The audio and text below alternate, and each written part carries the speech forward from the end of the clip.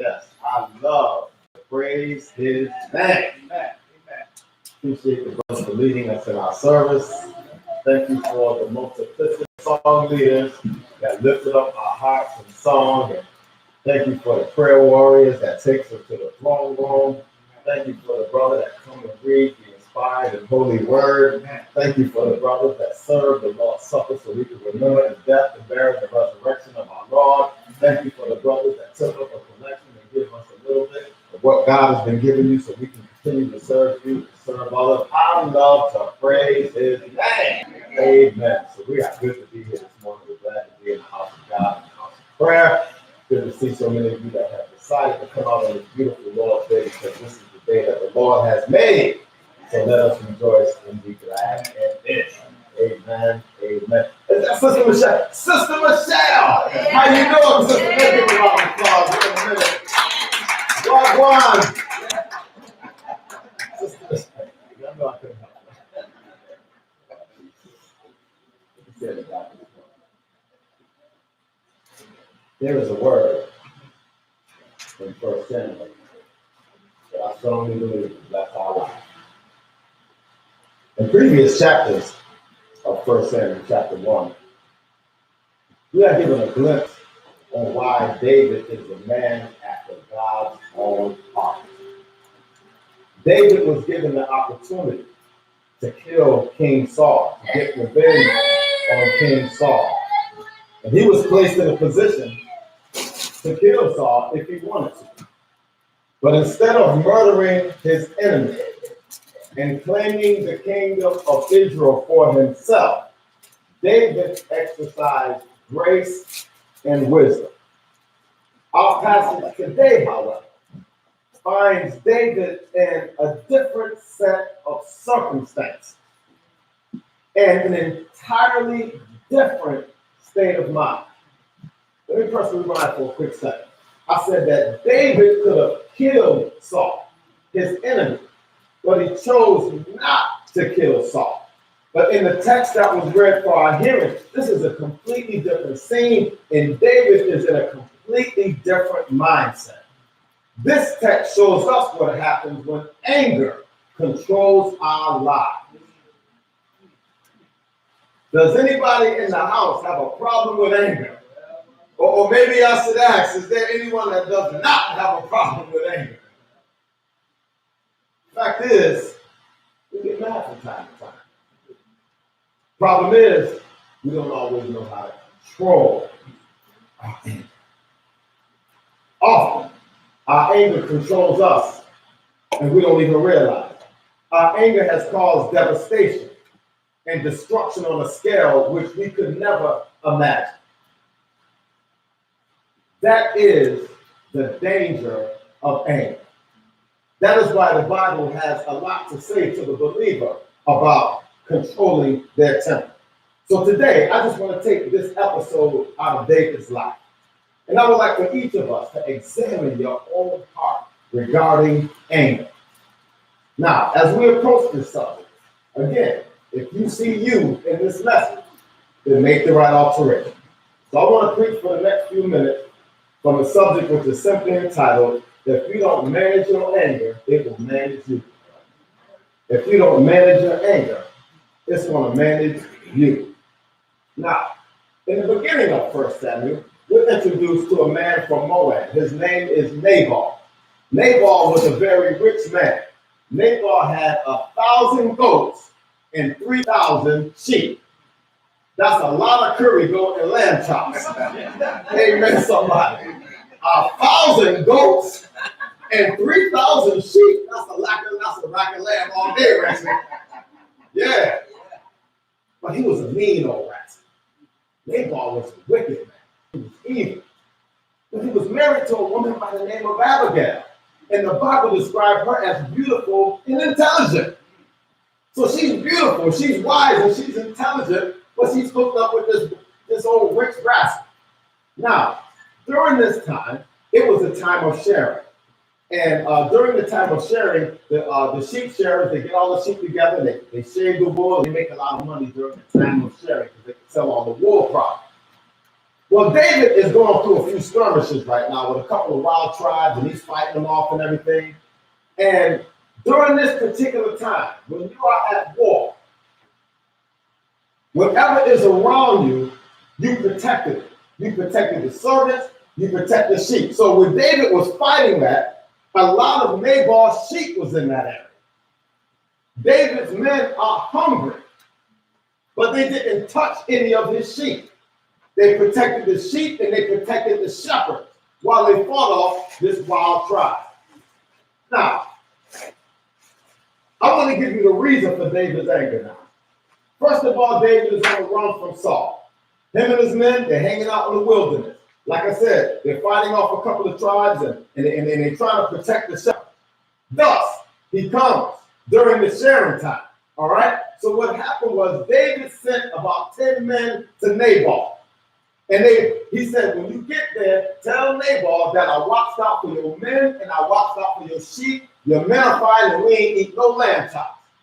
My men are hungry, but they didn't touch one sheep. So David sent this request while they were sharing. So David sends the men down with a courteous greeting, and he reminds Nabal of the effectiveness of his protection. He makes no demands, but he makes a simple request for Nabal to do the right thing. So instead of Nabal responding in gratitude, Nabal answers David's men with harsh words. From verse 9 to 11, Nabal calls David's integrity into question. Now, who is David? I heard he's a rebel. He runs from Saul. These guys, they run away from their masters all the time. Why should I give y'all some of my meat? I don't know y'all. I don't know David. I'm Nabal. I'm the Carmelite. I got money. Who's David? So, one thing about anger, y'all, when somebody mistreats us, the flesh gets stirred up. We get angry and then we do something we regret. These men went down there and told this man that, listen, we ain't touched your stuff. David is saying this, man, we hungry. They take the word back to David. David is ticked off to the highest of ticktivity now. And he is ready for vengeance. An anonymous writer once said, anger manages everything badly. Man, there's a lot of truth to that. Listen, y'all remember Alexander the Great? Alexander the Great could fight. He was a serious conqueror, but he couldn't conquer his own temper. On one occasion, his friend Cletus, now you know that was a brother's name, Cletus. Alexander had a friend named Cletus. They grew up together. One day, Cletus got drunk, and he called Alexander the Great out of his name in front of his boys. Bad move to make. Alexander the Great, he took a spear and he threw it at Cletus just to scare him. But instead of missing Cletus, it hit Cletus and it killed him. He killed his best friend. Remorse engulfed Alexander as he assessed the destruction of his uncontrollable anger. Southwest, if we don't manage our anger, it will manage us. So here we have witnessed the reason for David's anger. Now let's investigate the reaction of David's anger. Now stay with me now. First we look at the reason. He protected the sheep. He protected the servant. Wanted something to eat, didn't get it. Now let's check out David's reaction to the anger. Look at verses 12 and 13 of our text. The Bible says David's men retraced their steps. When they returned to him, they reported all these words. He said to his men, all of you, put on your swords. So David and all his men put on their swords. About 400 men followed him, while 200 stayed with the supply. So David, Nabal's response. David blows his staff, gets his boys together. Now, think about this thought. This is how crazy it is when anger controls you. He got 400 men together to go beat up one dude. Ain't that in your Bible? 400 men to beat up this one rich dude. When you lead with anger, it makes you do stupid stuff.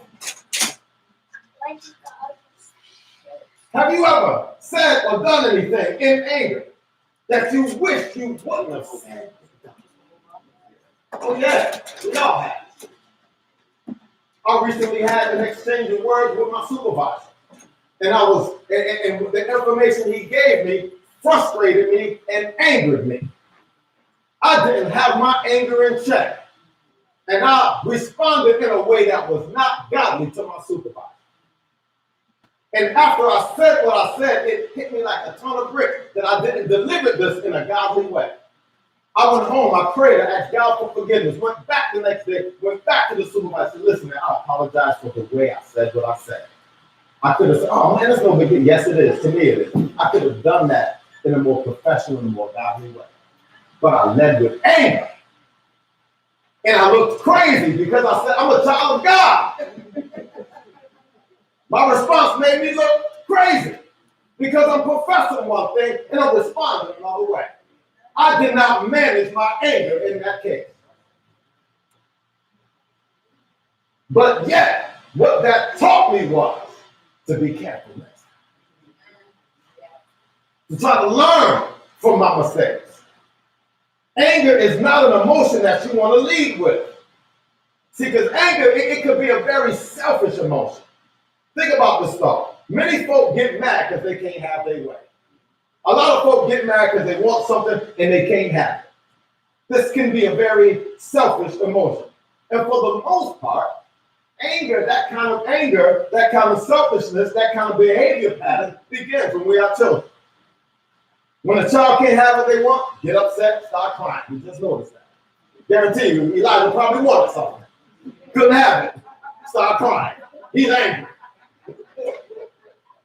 He's too young to control his anger right now. But it's up to us to teach the children that you can't have what you always want. But a lot of times we go out of our way to give them what they want, and not teach them a lesson. Sometimes you should be in a position to give, but you know what? You need to say no sometimes. To teach them a lesson. You can't have what you always want. And don't be getting mad every time you can. Child grows up getting what they want, and that child could potentially growing up expecting to always get what they want. Then this childhood belief system spills over into adulthood. This childhood belief system now spills over into relationships. Now this old childhood behavior is now manifesting so many ways.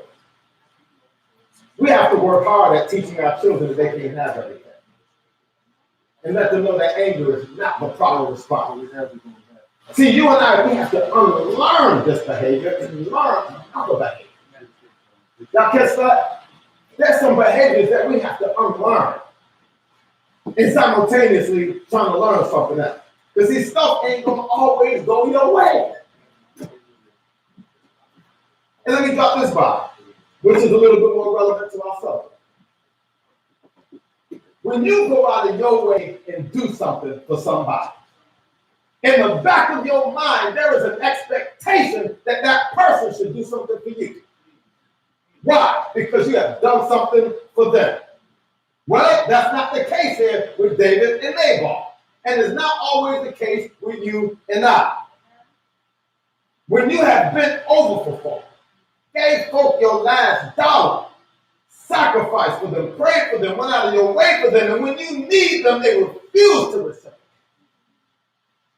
I think that has happened to many of us in this room. And that can make you angry.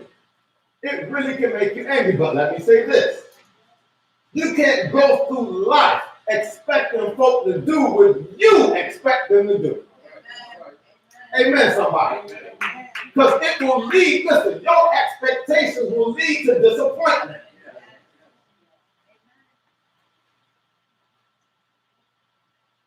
And when your expectations turn to disappointment, you default to a shutdown. And chances are now you don't want to do nothing for nobody else now. I ain't doing nothing for y'all. Especially the person that didn't reciprocate. Man, I just helped you, you ain't helping, no, I ain't helping.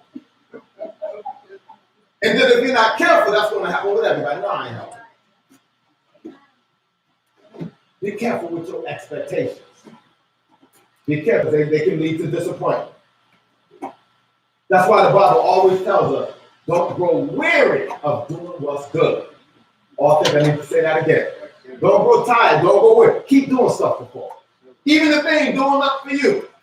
Ooh, I know I wasn't going to get no amens like that. Look at how much Jesus has done for us, and look at how less we do for Jesus. How dare we not do something for somebody, regardless if they help us or not. And another thing, never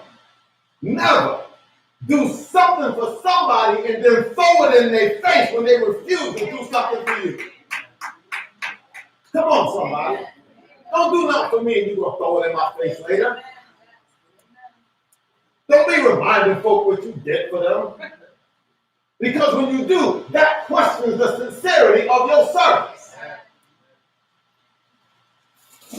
Church family, we have to serve without expecting to be served. Y'all catch that? We ain't in this thing. Listen, Jesus says he came to serve. See, when you serve without expectation, then your service is more gratifying. Your service is more rewarding. Your service is more enjoyable. Why? Because I'm just serving with joy, not expecting anything from y'all. I'll be there for y'all until I die, and I ain't expecting nothing. But you know what? I know my reward. I know that I can expect something from Jesus. Always check your intention and be sure that your motives are pure. Listen, if I need something, and folk don't want to meet my need, I got a man named Jesus that can meet all my needs. See, this kind of mindset manages my anger. When I know that I can depend on Jesus and not man, my anger is managed. So when I need something and my needs are being met, my anger is under control. I ain't had a job y'all to come to my aid. I'm not. But I know that Jesus will come to my aid. I can't expect a blessing from man, but I can expect a blessing from Jesus. And when expectations are from above, listen, Jesus always goes above and beyond what I ask. He always exceeds my expectations. No. So David goes to Nabal, expecting something in return. Nabal, look out for you, man. We ain't touched nothing. My men are hungry. You know that picture that said, you ever watch Bugs Bunny and the Road Runner? He see like the coyote, he see the Road Runner run, then the Road Runner turn into like a lamb chop on the plate, like decorations on the plate. It just look like a plate of food. I'm picturing these men, they hungry. They're at war. They're cold, they're hungry. And then all of them see, hey, Jerome, you ain't gonna listen. Let's go.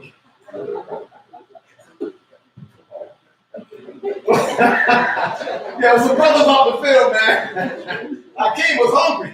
And he came back. Leave the sheep alone, y'all. So Nabal's response, it really shouldn't surprise David. In Hebrew literature, the word Nabal means folly. It means fool. Nabal is a foolish man, and that's what his name means.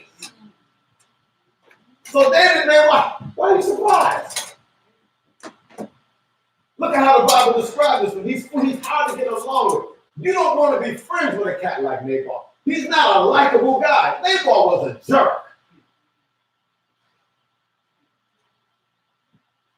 We are also told that he was evil in his doing. He's evil in his business.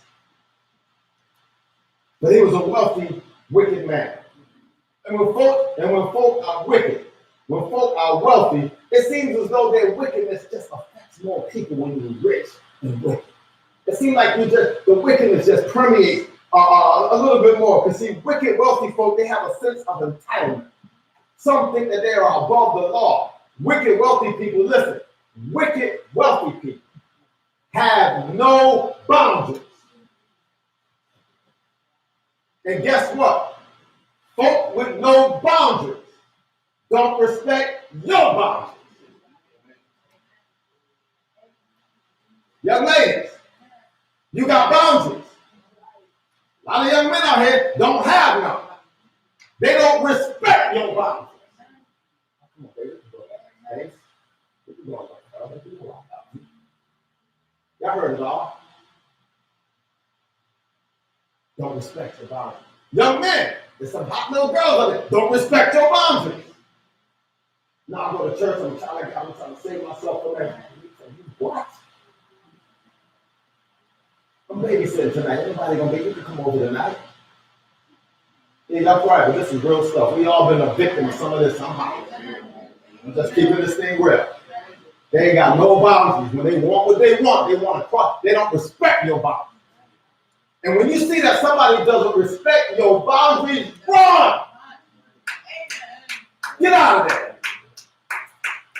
Because if they influence you to go over that boundary line, now you're in trouble with God. So David encounters a man named Fool that lives up to his name. And David replies to Nabal by going off in a blind rage. So here's what we need to get in our hearts today, family.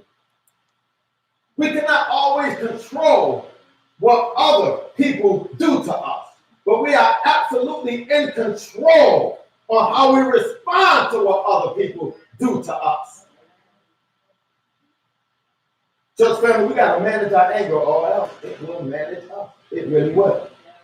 So we witness the reason for David's anger. We witness the reaction to David's anger. Now let's check out the results of David's anger. Look at verses 14 through 20 with me. This is a kind of a long read, but I need you to really see the essence of what's going on in this text. And we're going to be looking at a lot of this chapter, because I really want you to see what's going on here.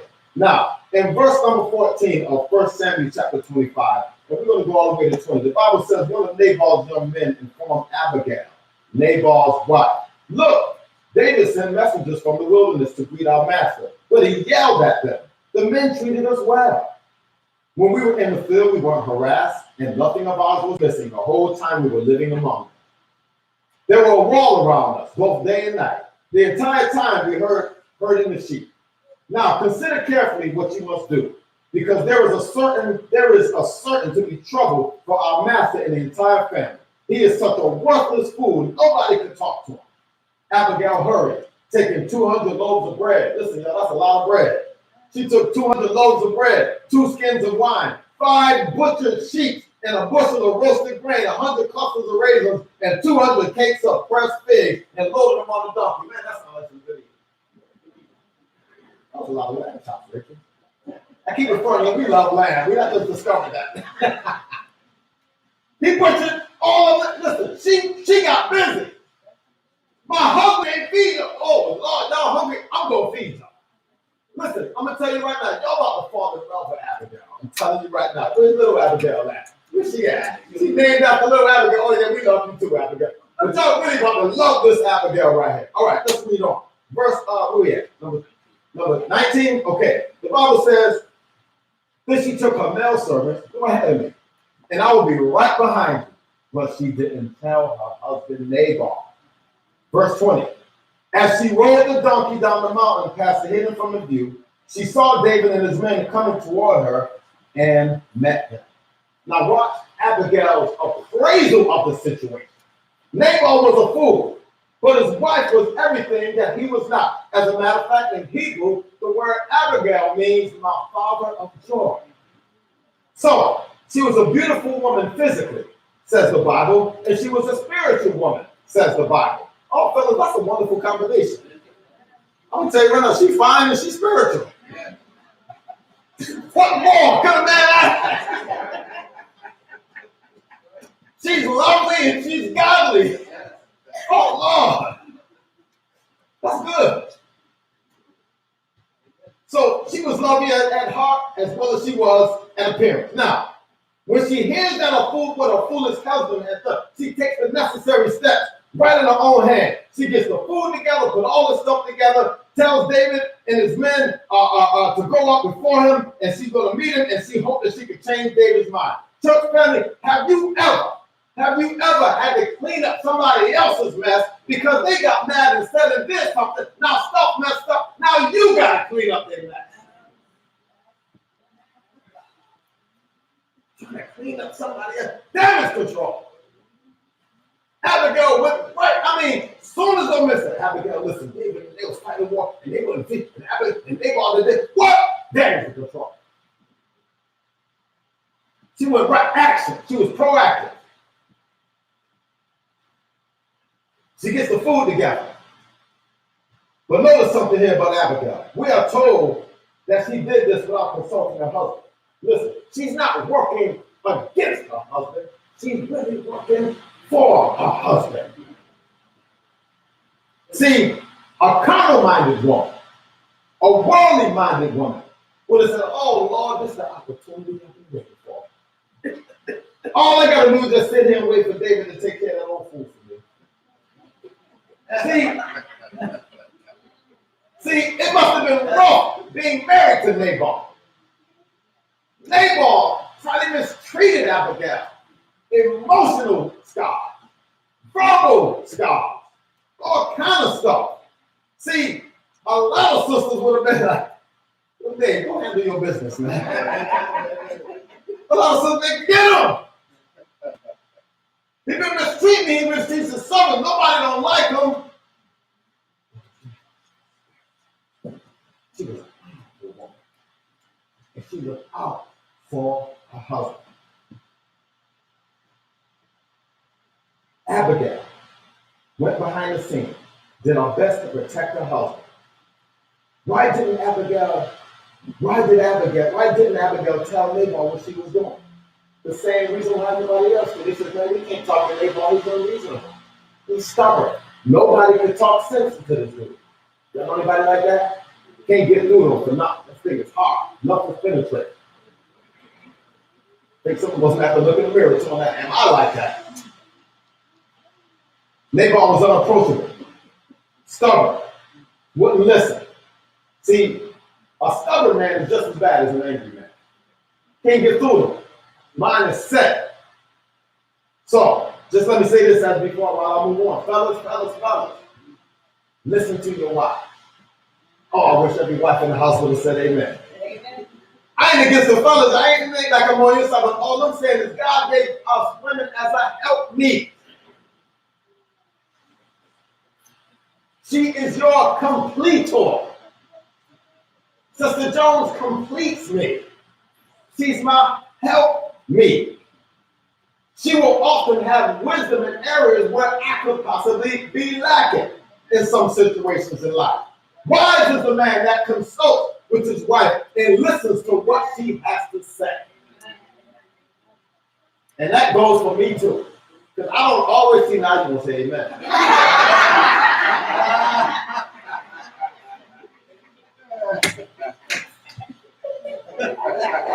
right. I'll accept that. It's true. Sometimes I'll be like, no, that's great.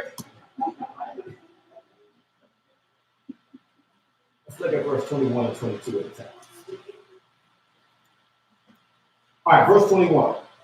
David just said, I guarded everything that belonged to this man in the wilderness for nothing. He was not missing anything, yet he paid me back evil for good. May God punish me and do so severely if I let his men survive until morning. Let God strike me down dead if I don't kill everybody by tomorrow. That's David. As a result of his anger, David, he was like temporarily insane. He takes 400 men to kill one dude just because he got insulted. That's insanity. David had just refrained from killing Saul. As a matter of fact, Saul tried to kill David. He threw a spear at him a couple of times and missed. So here, David sees Nabal. He can stop him into submission. Nabal, you just an ant. I'm David. I got 600 men and I'm about to be the king of Israel. But he didn't. But Nabal was a nobody. What right did this nobody have against the future king of Israel? So what does anger do? It controls your mind and turns men and women into things that are insane and have us doing stuff that God didn't intend for you to do. When your anger is not in check, you're doing stuff that God didn't sanction. Anger will cause you to say things you wouldn't ordinarily say. It will cause you to do things you wouldn't ordinarily do. Anger will make you act like a fool. Listen, David was mad because he didn't get his way. David was mad because he did something for Nabal, and Nabal didn't do anything for him. David was at war, protecting his shepherds and his sheep. David was hungry. David was mad. Didn't touch his sheep. Church family, I believe that we are presented with our first biblical example of a man that is hangry. Right? David is hangry. That's a bad combination for a man to be mad and hungry. It's a bad combination for a woman to be mad and hungry. David, hangry. Stomach growling. He need to smell them pork chops sizzling right now. I'm sorry, lamb chops. He ain't eat pork.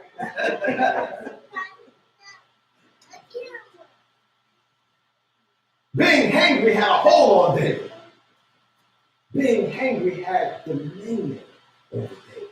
His anger had overtaken him to the point of murder over some food. Look at how we react over food. Guess what? In a lot of churches where a lot of problems are at? In the kitchen. That was clever. I know what you're talking about. Food. Why are we having chicken again? That's all right. It's food. If you want your own desires, you got a kitchen at home to prepare whatever you like, when you like. But at church today, this is what we start. You want to be angry at that? You ain't thankful. You gotta talk to God. Some of us grew up, man, eating pork and beans and French, but we was thankful. Some of us made these pork and beans with the hamburger meat in it. Not the all. You just have. Come on, man, do something, man. Yes, that's what I'm talking about. Pork and beans and burgers, baby. It's still in effect. God bless you. And look at him. He's thankful. That's a thankful look on his face. He ate and he's grateful. We got to control our anger. So now, what I want to see now, is how Abigail conversation about this situation. There's a woman that's consulting a man that's about to be king about his fault. Again, it's kind of a long read. Let's start in verse 22. Let's go to 31. I want y'all to see this. I usually don't read all this stuff. I want y'all to see this. Now, verse 23. The Bible says, when Abigail saw David, she quickly got off the donkey and fell with her face to the ground in front of David. She fell at his feet and said, the guilt is mine, my Lord. But please let your servant speak to you directly. Listen to the words of your servant. My Lord should pay no attention to my worthless man, Nabal. Don't pay no attention to my man. My husband is crazy. For he lives up to his name. His name is Nabal. And stupidity is all he knows. I, your servant. Listen to this woman. I love her. I, your servant, didn't see my Lord's young men whom you sent.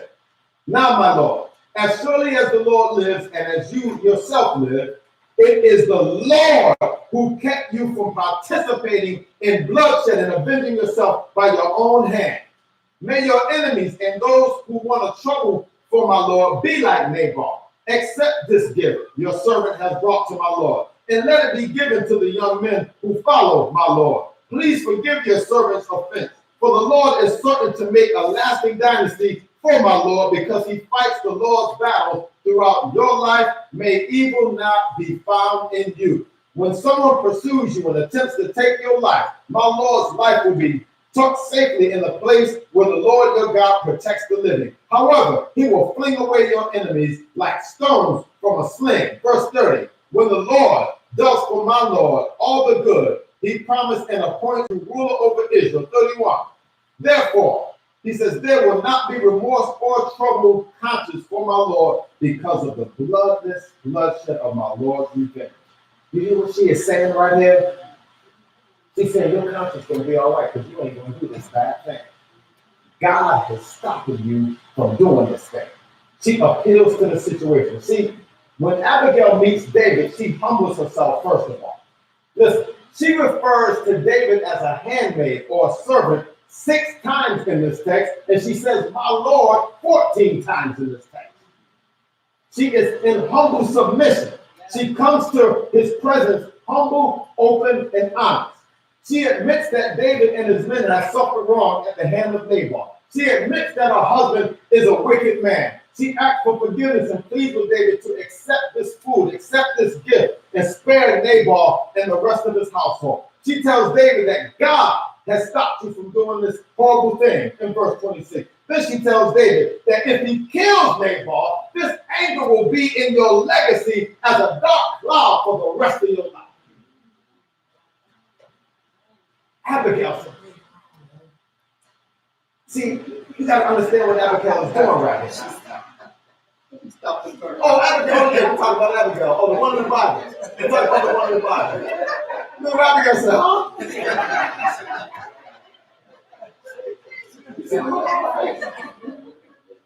Turn the Bible to James chapter 5. James chapter 5. Turn the Bible to James chapter 5. Abigail is telling David that if he does what his anger is telling him to do, he will regret it for the rest of his life. Let me repeat what I just said.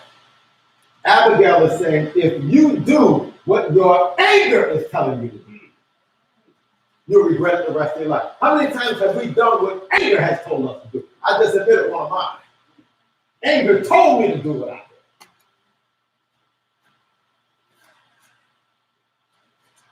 Church family, I love Abigail. This woman is beautiful and she's brilliant. See, she is now appealing to the spiritual side of David. I want y'all to see what she's doing. She's clever what she's doing. Okay, James chapter 5. Well, read verse 19 and 20. What does it say? James chapter 5, verse 19 and 20. What does the Bible say? My brother. Okay, brother.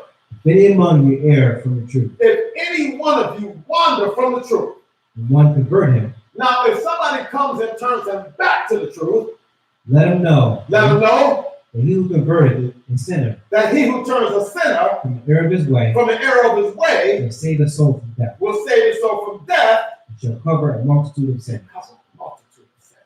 God bless the man or the woman that talks somebody off a sinful leg. Because you're going to stop them from not only committing that sin, but future sins. It covers a multitude of sins. Blessed is Abigail that prevented a man from committing a horrible, horrible sin. See, we need more bold, brilliant, and beautiful folk in the body of Christ to talk folk off the ledge of sin and destruction. We need more folk that's filled with the Spirit, so their spirit can be poured back into the hearts of God's people. We need more folk that's going to just tell it like it is. Sin is sin, and you need to separate and segregate yourself from sin. In these verses, Abigail reminds me of the Holy Spirit. See, when the flesh gets its anger stirred up, the Spirit of God will remind us that we need to act slowly and sensibly. To act slowly and sensibly. In verse 32, the Bible says, in verse 32, then David said to Abigail, praise to the Lord God of Israel, who sent you to meet me today. Look at David's mindset now. He listened to this woman and he's praising the Lord. Why? Man, this woman just saved me from getting in trouble with God. He said, praise the Lord. He went from, man, wait, I'm going to kill everybody by tomorrow, to praise the Lord. I ain't touching nobody. Abigail's wisdom overcame the anger in David's heart, and he backed away from his sinful, selfish plan. Disaster was averted because David was willing to listen to reason. He was willing to listen to reason. See, when you are dealing with people who are angry, listen, we have to deal with people's emotion before we can deal with logic. Am I right about it? If you don't deal with their emotions, they ain't hearing no logic. If you go back home, when you go home, read this over again real slow and look how Abigail handled that situation slowly. She dealt with David's mind. She went to his spiritual side and dealt with his emotion. David was being shrunk, and he didn't know. Abigail shrunk. Yeah. She shrunk him good, too. She shrunk David in about 5 verses. He didn't even know it. God's word is powerful. David was, see, dealing with people and their emotions, you got to deal with that person's life. Okay, that's been settled. Abigail did just that. Now, we got to remember, David was a godly man already. All right? Why am I saying all this? He's filled with God's Spirit. So therefore, his spirit was able to default to God's Spirit when God's instruction was present. That makes sense? When you are girded up and your spirit is in sync with God's Spirit, when a situation in life takes place, when you're girded up in spiritual, following the gifts of the Holy Spirit, the fruits of the Spirit, your spirit defaults to listening to the sweet voice of Jesus. Telling you not to do what you're getting ready to do. It's not going to be an audible voice, but God has a way of letting you know some kind of way through his word, through somebody, a thought. He may throw a scripture in your mind, a song in your mind. When you gird it up with God, your spirit is synced up with his spirit. David was synced up. That's how the only way he was able to receive instruction. Listen, Nabal was not godly. He was not approachable. He doesn't listen to reason. Why? His spirit ain't in sync. Everybody said he can't be talked to. But David was getting ready to kill this man and his men. But he had the Spirit of God with him, so therefore he was able to be. Some of us can't hear the sweet voice of God because we ain't synced up right. And we keep getting ourselves in trouble because we ain't synced up right. If your relationship with God is not where it should be, you won't be able to hear the sweet voice of instruction through his people and through his word.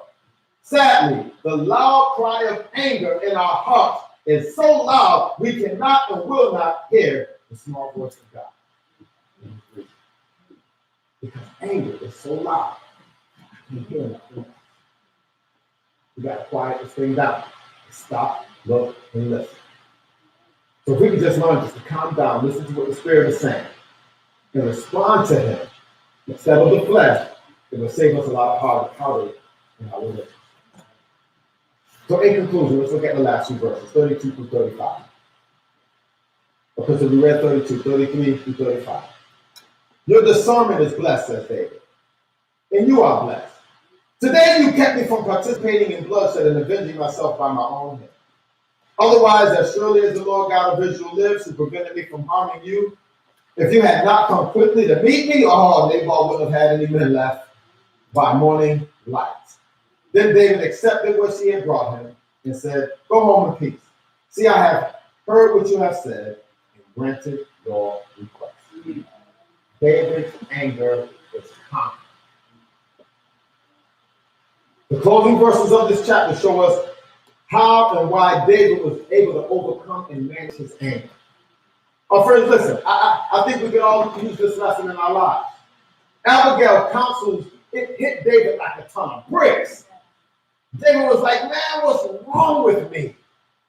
To go from that to that, David had to be like, man, what's wrong with me? I was about to jeopardize my soul for this fool. Church family, don't let nobody get you mad to the point where your soul is jeopardy. I'm not letting y'all cause me to lose my soul.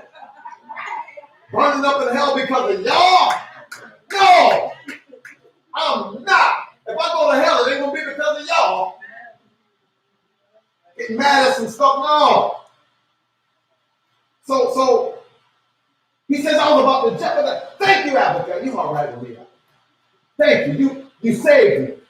So David backed down because he saw that God had worked in this situation and sent Abigail. He saw that God had sent Abigail and prevented him from doing this horrible sin. David accepted the things Abigail brought and allowed her to return home. Thank you for these cakes and these eggs, with bread and all these lambs. Thank you. So what would have been so wrong if David would have taken matters in his own hand and gave Nabal what he deserved? Well, the wrong would have been the fact that God, not David, is the one that authorized our right to right all of our wrong. God has not authorized David to right his wrong. God writes it. God says, vengeance is mine, saith the Lord. So David conquered his anger because he was open and willing to hear what God had to say. In conclusion, let's finish this chapter, verse 36 through 42. Verse 36 says, then Abigail went to Nabal. All right, listen here, y'all. I want y'all to hear this. So after this all said and done, remember she didn't tell Nabal nothing, right? She done gave David the food already. David went on his way. Now Abigail got to go back home and talk to her husband.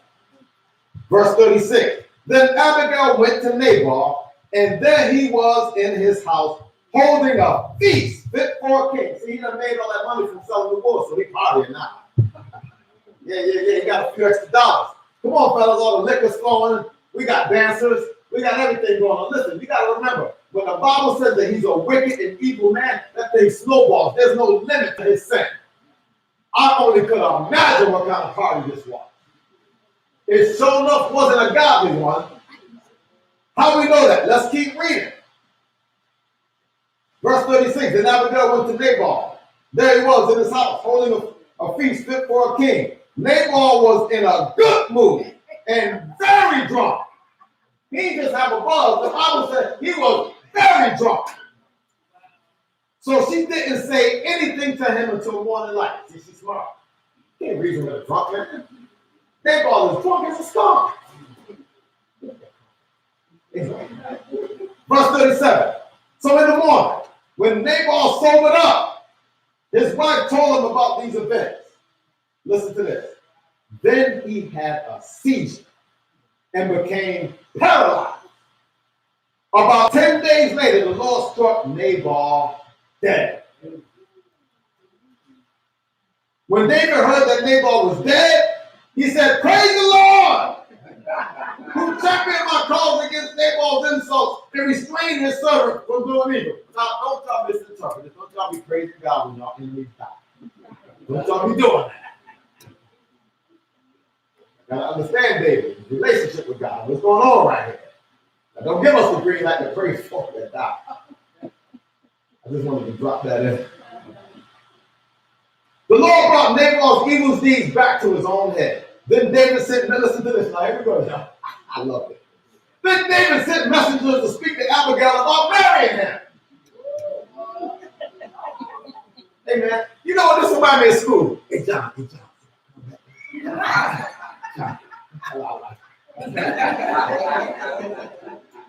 Give it this look, man.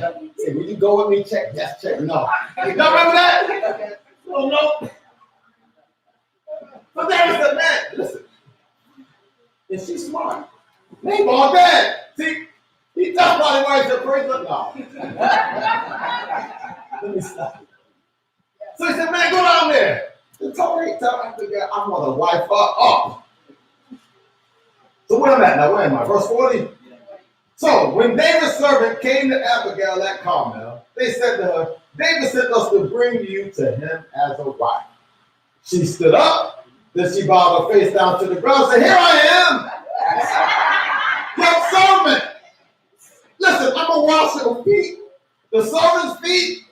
Then Abigail got up quickly with her 5 female servants accompanying her, rolled on the donkey following David's messengers, and so the woman that saved his life became his wife.